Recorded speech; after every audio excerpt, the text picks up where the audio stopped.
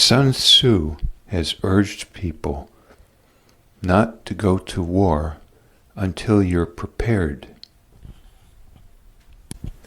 And others sometimes urge us to have a goal, to have a plan, or you're not going to get anywhere. You're just going to meander all over the ocean of life. But I would say, in my estimation, that our reaching a goal may be possible with intricate planning, but how do we know that was the best goal to begin with, given limited information? Sometimes I think it's best to reach goals by accident, so to speak, by not planning so much, by the silver linings of life. Because then we may reach a situation or vantage point in life, an accomplishment that's better than what we planned, given our information at hand, our resources and constraints that we then lock down onto. Now I'd like to briefly touch upon two types of goals. One, goals regarding the traditional battlefield of competition, shall we say, outlined by Sun Tzu, or basically thus a soldier, whereupon winning the goal, so to speak, entails use of tools very skillfully, whether it's a weapon like a gun or a plane or hand-to-hand combat, say. Or even, on occasion, some kind of computer software that then governs weapons almost like by proxy. And or we're talking also the positioning of resources such as food, fuel, and the orchestration of coordination of it all. We're talking logistics then. For people have to be fed, clothed, given ways of de-stressing, so to speak. They have to sleep. Electricity sometimes has to be provided. Vehicles have to be maintained and fueled. So that's one venue in the operations of life that I think Sun Tzu was talking about greatly.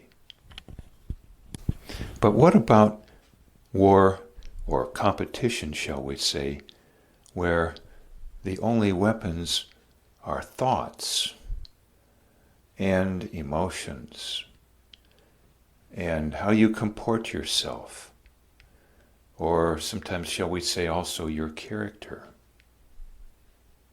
A lot of these may come to play then for content creators, for entertainers, for politicians, for teachers, in a classroom setting, shall we say, for anything involving knowledge disseminated in people's skills and the general impression left upon someone else in contact with the disseminator of knowledge or some other skill set. Under these circumstances, I believe we also wonder then, how do I know when I'm ready? Alternatively speaking, how do I know when I'm still a babe, so to speak, or still very inadequately unprepared? How do I know that I'm not too immature emotionally, shall we say, and that it's just going to flop or blow up in my face what I'm trying to accomplish? It seems to me the question boils down largely to matters of not just the degree of usefulness and accuracy of the data being communicated, but maybe two big factors. One factor being a component of honesty as to how certain one is of the accuracy of the information. In other words, is one disseminating knowledge or a way of life or some other service stating that they are utterly certain that this is the gold standard and that they are utterly certain that they are infallible? And maybe tangentially, are they also communicating that if you don't believe this statement that they're infallible, free of error, and that they care greatly about your welfare, that they may blow up at you, so to speak, get in a real huff, get angry, get, so to speak, vicious with you, get condescending, attack your self-esteem, or at the very minimum say, well, you're just an amateur, or who do you think you are? You're not trained. Almost as if to say, in a parent-child relationship, well, I'm the parent and you're the child, so who do you think you are? I've had all this life experience and you haven't. And I have your best welfare and interest. I really care under all circumstances. Which totally obviates the realities that a parent, for instance, can have great pressures that make it less than ideal to be caring under all circumstances for the child. Or the parent may have one or more addictions, or one or more denials in their lives, as what I call an atypical addiction, such that you might call a denial a delusion. So a parent may claim they care and yet be very stressed and take it out on a child, or have some actually malicious intent there toward a child, or simply be not very skilled at all as a parent, in large part because they're denying something about reality that makes them very unskilled or very much blind in a certain direction. You might say they have a huge blind spot.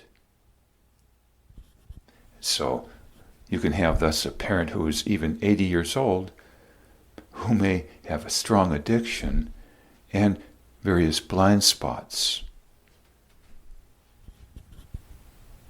So how do we know, once again, that we are ready to put out content that's going to be useful, but moreover, not cause anyone in significant numbers to feel very, very offended, and not be able to deprogram that offensive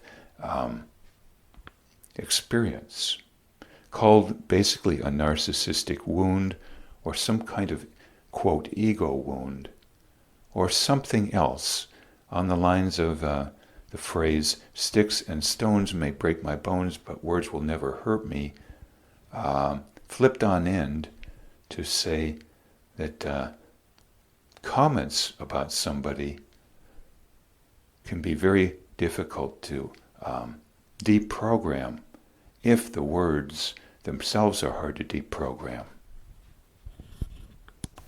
As an example then, nobody would want to hear themselves called retarded. And often, if somebody has repeatedly told them from various circles, in fact, oh, you're retarded, often the only way for them to recover from such comments is to deprogram the word itself, retarded, and kick it out of your vocabulary, upon which then you've reached freedom from the injury of that word, which can be worse than a punch in the face. Hence the fallaciousness of that phrase once again, sticks and stones or punches in the face may break my bones, but words will never hurt me. Well, the words can hurt strongly unless you can deprogram, basically deneuter or throw out those words, or see the fallaciousness of the whole concept behind the word, or the mistruth in the package called a word that has some truth, yes, but a mistruth also. So how do we know when we're ready to go to war, to go to competition, to provide content also in people areas? I believe it's when we have sufficient justification in our minds somehow that we do not offend people very much, statistically speaking, through our words, or our facial movements, or our intonation of our voices. In other words, we're respectful with our nonverbal communications and our verbal communications, i.e. our words. Then, I believe, in conjunction with not saying all the time, verbally or non-verbally, that we are gurus, that we have all the answers, and getting in a huff if someone doesn't believe that, that's when we're ready, so to speak. Just like the soldier who claims they are ready, or the Army, or Navy, or Air Force, or Marines who say they are ready, when their troops are fully trained, it is claimed, highly skilled thus, and the overall positioning of all the soldiers and resources in general, highly coordinated. To summarize then, on the one hand, we're talking that tools are highly honed, use of them in terms of training, highly honed, and the amassing of such, the positioning, and the overall strategy for implementing these tools, including soldiers in a sense, also highly orchestrated, highly optimized. And the opposite, where the tools basically are people's ideas and the attitudes, the various forms of communicating, and the impact. Does it hurt someone's self-esteem? Does it injure their, quote, ego? And is that repairable by the other person easily or not? That's a different bailiwick then. And I believe, unfortunately, way too many people of us all who are providing people services, including information taught to people or disseminated, could use some polishing or tweaking, shall we say, in this department of respect for others, shall we say, the words, the nonverbal communications, and the degree of claim that we're certain. Once these perhaps 3 areas have been largely mastered, if possible for somebody, that's when I believe things start to take off. That's when we have someone said to be a saint. That's when we have someone said to be charismatic. That's when we say someone to be a profound leader. That's when we say someone has a great movement. Perhaps even that's when someone has created a new religion in terms of what they are disseminating. Not very common, but it has happened. And of course there's approximations of it. Those are my thoughts then regarding why so many of us might hesitate to burn our bridges or to put our content out when it comes to people areas. And a last thought, we'd all like to think, well, I can learn from my mistakes. But a mistake made as per building something of a physical nature, I believe it's not the same thing as a mistake, so to speak, an inoptimality regarding what we say to a person and how we say it as per the impact upon their self-esteem. That being far harder to correct because it's far harder to go back and help the other person at a later point in time change the words that you spoke that they somehow may remember, especially if those words are in a dictionary and accepted parlance. And it's very difficult for the other person then to examine every word they've ever heard in certain venues, and namely regarding people, and invent a whole bunch of new words and kick out of their dictionary a bunch of old words. That's why mistakes, so to speak, inoptimalities in, say, building a house or repairing a car are quite different than inoptimalities, mistakes made regarding talking to people. Words can have greater difficulties when desiring to correct the words than correcting a problem in constructing an object or modifying an object thus. My thoughts then on why we hesitate so often to put out content, to interact, to burn bridges as it is said, and all the second guessing and the hesitation. Yes, we ought to think, I can learn from my mistakes, I can learn from experience, but at the same time, learning is one thing, but going back and repairing damage from what we did in the people areas can be problematic.